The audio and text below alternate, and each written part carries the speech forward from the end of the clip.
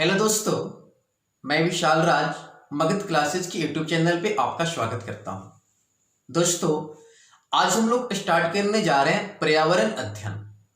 पर्यावरण अध्ययन से आपके सीटेट के परीक्षाओं में 30 प्रश्न पूछे जाते हैं और ये काफी आपके लिए उपयोगी है। तो पर्यावरण अध्ययन में दोस्तों आज हम लोग पढ़ने जा रहे हैं परिवार और मित्र।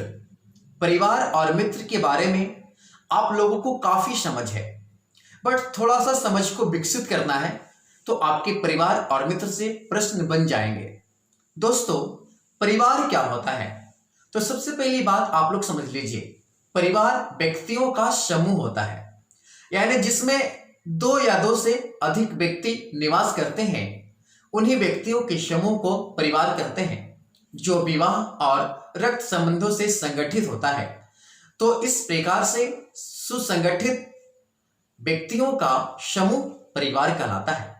दोस्तों, परिवार समाज की प्रारंभिक संस्था है और परिवार से ही मानव जीवन का प्रारंभ होता है। यदि आपके एग्जाम में प्रश्न आए परिवार समाज की कैसा संस्था है, तो आप लोग बोलेंगे प्रारंभिक संस्था, और यहां से ही आपका जीवन जो होता है प्रारंभ होता है। तो आइए दोस्तों, अब हम लोग स्टार्ट करते हैं परिवार और मित्र। परिवार एवं मित्र। देखिए दोस्तों, परिवार व्यक्तियों का समूह होता है। समूह का अर्थ होता है दोस्तों दो या दो से अधिक, जो विवाह और रक्त संबंधों से संगठित होता है। यानी परिवार को या तो आप विवाह करके घर लाइए, या तो आपके रक्त संबंधी होंगे, आपके भाई बहन, आपके माता पिता होंगे। तो इन व्यक्तियों के समूह को हम लोग बोलते हैं परिवार। दोस्तों नोट, परिवार समाज की प्रारंभिक संस्था है। यानी आपके एग्जाम में पूछा जाएगा प्रश्न कि परिवार समाज की कैसा संस्था है, तो आप जवाब देंगे प्रारंभिक संस्था है। और परिवार से मानव जीवन का क्या होता है, प्रारंभ होता है। यानी आप अपना जो जीवन यापन करते हैं वो आपका परिवार से प्रारंभ होता है। और दोस्तों, परिवार के समूहों को हम लोग कहते हैं समाज, है ना। जैसे व्यक्तियों के समूह को हम लोग कहते हैं परिवार, उसी प्रकार से भिन्न भिन्न परिवारों के समूह को हम लोग कहते हैं समाज। यानी समाज की छोटी इकाई आपका क्या है, परिवार है। तो आपसे पूछा जाएगा कि परिवार समाज का कैसा संस्था है, प्रारंभिक संस्था है। और परिवार से मानव जीवन का क्या होता है, प्रारंभ होता है। और परिवार किसका छोटा इकाई है, समाज का। समाज का एक छोटा सा इकाई परिवार है। अब हम लोग दोस्तों पढ़ने वाले हैं परिवार का वर्गीकरण। वर्गीकरण का अर्थ होता है बांटना। यानी परिवार को आपके भारतवर्ष में या किसी भी वर्ष में कितने भागों में बांटा गया है। तो हम लोग पढ़ेंगे परिवार का वर्गीकरण। फर्स्ट वर्गीकरण है दोस्तों सदस्य की संख्या के आधार पे। यानी कहने का अर्थ है कि परिवार का वर्गीकरण आप भिन्न भिन्न संस्था के आधार पे आप कर सकते हैं, जिसमें से मैंने पहले लिखा है सदस्य संख्या के आधार पर। सदस्य संख्या के आधार पे दोस्तों फर्स्ट परिवार होता है आपका साधारण परिवार, और दूसरा होता है संयुक्त परिवार। साधारण परिवार क्या होता है, जिसमें पति पत्नी और उनके अविवाहित बच्चे होते हैं, तो उनको कहते हैं साधारण परिवार। या इस परिवार का एक नाम और है केंद्रीय परिवार, या इसको कहते हैं एकल परिवार। यानी आप बच्चे माता पिता के साथ तब तक रहेंगे जब तक आपका विवाह नहीं हो जाएगा। तो आप इस प्रकार के जो परिवार बनाएंगे, तो इन परिवार को हम लोग कहते हैं साधारण परिवार। यानी जिसमें पति पत्नी और उनके अविवाहित बच्चे होंगे, तो इस प्रकार के परिवार को कहते हैं साधारण परिवार। अब आप लोग देखिए संयुक्त परिवार। संयुक्त परिवार क्या है दोस्तों, जिसमें दो तीन पीढ़ियों के सदस्य सम्मिलित होते हैं। तो इस प्रकार के परिवार को कहते हैं हम लोग संयुक्त परिवार। दो तीन पीढ़ियों के सदस्य कहने का अर्थ है आपके दादा दादी, चाचा चाची, चचेरा भाई बहन, है ना, आप हो गए भाई बहन। तो इस प्रकार से दो तीन पीढ़ियों का यदि आपके सदस्य समावेशित होंगे, तो इनको कहते हैं संयुक्त परिवार। दोस्तों, संयुक्त परिवार आपको गांवों के क्षेत्रों में देखने को मिलेगा, जहां पे कृषि ज्यादा मात्रा में होगा, क्योंकि कृषि को करने के लिए कुछ सदस्यों की आवश्यकता पड़ती है, इसलिए वहां के लोग आज भी साथ में रहते हैं।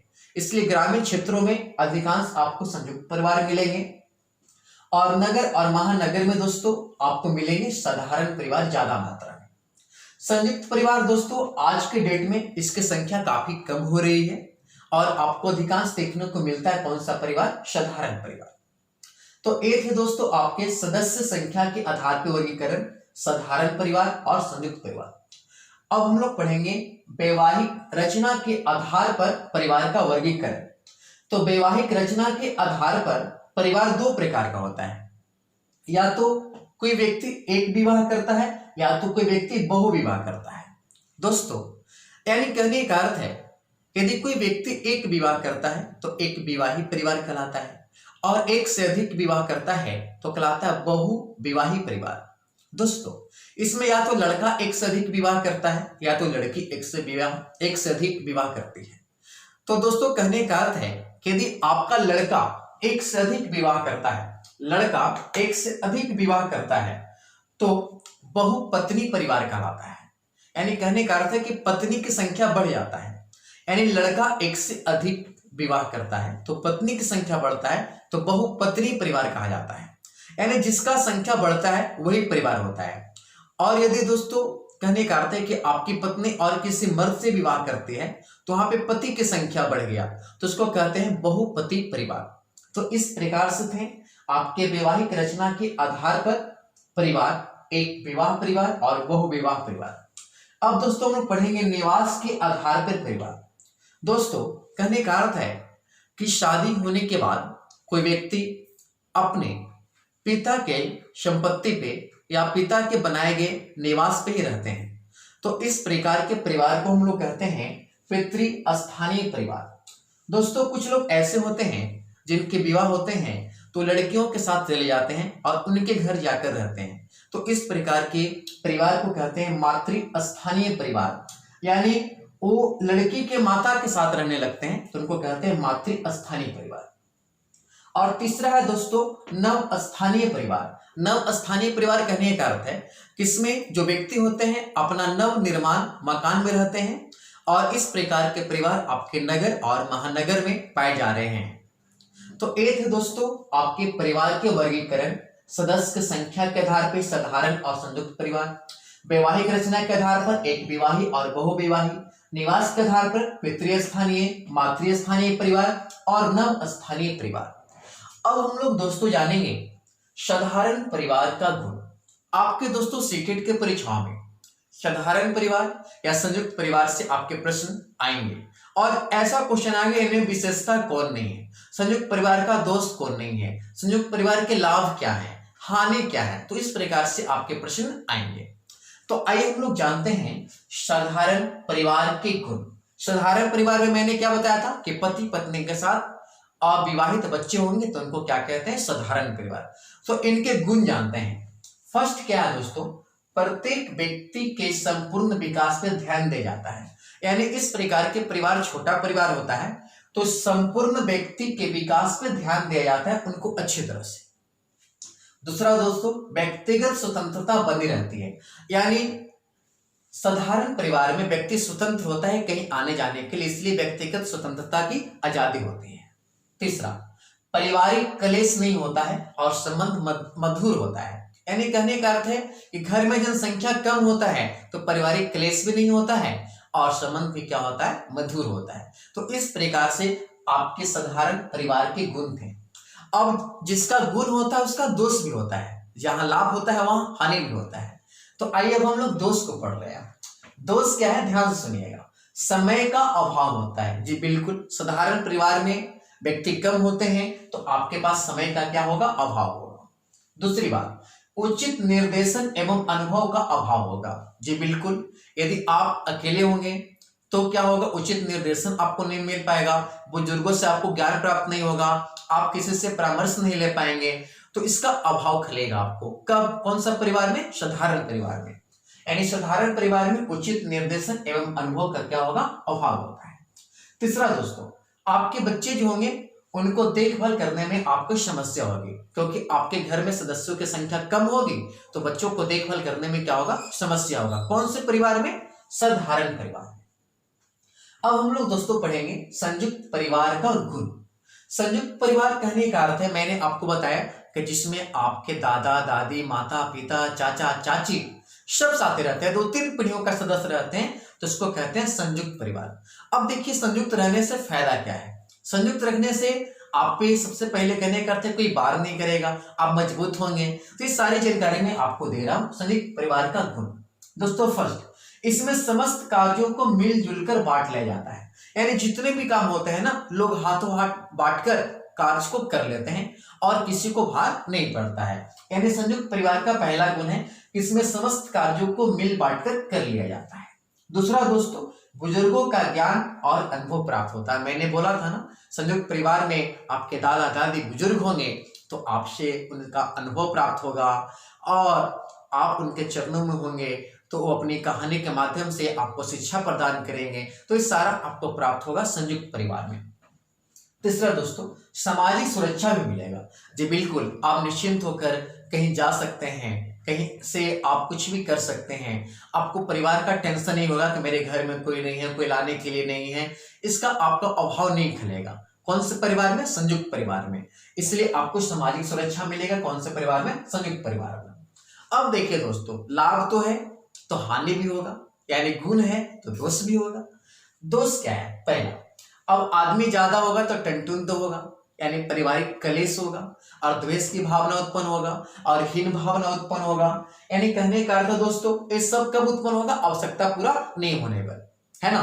जैसे चाचा चाची रहेंगे, आपके माता पिता रहेंगे, तो कभी आपके बेटे के तो कभी चचेरे भाई का आवश्यकता पूरा नहीं होगा, तो आपके घर में कलह क्लेश संघर्ष द्वेष की भावना आएगा, है ना, और आपका घर टूट जाएगा। ऑप्शन नंबर, फिर दोस्तों नेक्स्ट पढ़ते हैं, स्वतंत्रता का अभाव होगा। जी बिल्कुल, आपको यदि कहीं जाना है तो आपके घर में जो मुखिया है, संयुक्त परिवार में जो सबसे बड़े आदमी होते हैं, जिनका उम्र सर्वाधिक होता है, वो आपके मुखिया होते हैं और किसी भी कार्य को करने के लिए आपको उनसे आदेश लेना जरूरी होता है। कौन से परिवार में? संयुक्त परिवार में। यानी संयुक्त परिवार में उम्रदराज व्यक्ति जो होता है वो आपके परिवार का मुखिया होता है और उसी के संरक्षण में संयुक्त परिवार का सारा कार्य होता है। इसलिए आपका स्वतंत्रता का क्या रहेगा? अभाव। स्वतंत्रता का अभाव यानी आपको उम्रदराज व्यक्ति से पूछ कर जाना होगा जो आपके परिवार के मुखिया होंगे। नेक्स्ट दोस्तों, कहने का अर्थ है कि आवश्यकता ना पूरा होने पर कलह क्लेश संघर्ष और क्या होगा? द्वेष की भावना बना रहेगा। कौन से परिवार में? संयुक्त परिवार में। तो ये थे संयुक्त परिवार के आपके दोस्त। अब हम लोग दोस्तों कहने का अर्थ है मित्र। तो मित्र के बारे में तो आप लोग अच्छी तरह से जानते हैं। मित्र वह होता है जो प्रत्येक सुख दुख में निस्वार्थ भाव से आपकी सेवा करता है या आपके साथ खड़ा रहता है, उसी को हम लोग कहते हैं मित्र, है ना दोस्तों। यानी मित्र जो होते हैं, मित्र में ना तो जात पात, ना तो अमीरी गरीबी और ना तो कोई धर्म संबंधी समस्याएं होती है। यानी मित्र दोस्तों आपके निस्वार्थ भाव से प्रेम करते हैं। जैसे आप लोग मित्र के बारे में सुने होंगे, जैसे मित्र में क्या कृष्णा और सुदामा की मित्रता की कहानी सुने होंगे आप लोग। उसमें कहीं भी अमीरी और गरीबी का फर्क नहीं था। दोस्तों मित्र आपके कहने का अर्थ है पशु पक्षी भी हो सकते हैं, क्योंकि पक्षी या पशु भी आपके सहायता प्रदान करते हैं। तो इस प्रकार से आपके पेड़ पौधे भी मित्र हो सकते हैं, क्योंकि पेड़ पौधे भी आपके परिवार के लिए भोजन का संसाधन है और वहीं से आपका भोजन प्राप्त होता है। तो इस प्रकार से आपके मित्र तो मित्र ही होते हैं, उसके अलावा पेड़ पौधे पशु पक्षी भी आपके मित्र हैं। तो इस प्रकार से दोस्तों परिवार और मित्र का टॉपिक समाप्त होता है। और जो दोस्तों अभी भी हमारे चैनल को देख रहे हैं तो चैनल को सब्सक्राइब कर ले ताकि आपको नोटिफिकेशन प्राप्त हो जाएगा। और मैं पर्यावरण अध्ययन को कंटिन्यू रखूंगा, जिससे आप सारे विद्यार्थी इसका लाभ उठाकर आगामी सीटेट के परीक्षा में अपने सफलता का परचम लहराएंगे। तो दोस्तों आज के लिए इतना ही। धन्यवाद। आप लोग इसका एक स्क्रीनशॉट ले लीजिए।